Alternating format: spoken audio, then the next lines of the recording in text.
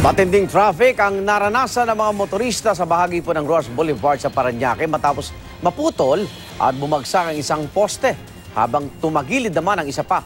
Darito unang balita ni Von Aquino, exclusive.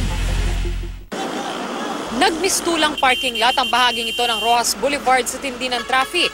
Makaraang maglunduan ang mga kable ng kuryente sa mga sasakyan mag-alas 11 kagabi.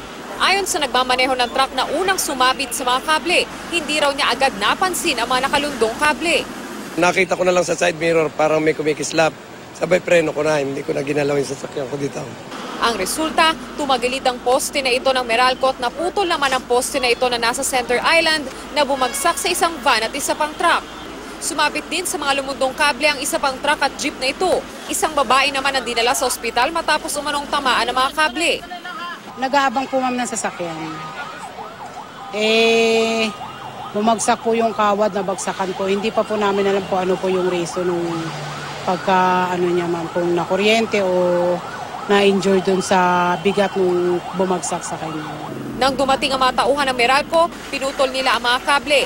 Nang matanggal ang mga kable at ang posteng bumagsak, nakadaan na ang mga motorista alas 12:30 ng hating gabi. Itong unang balita sa Parañaque City, Von Aquino reporting.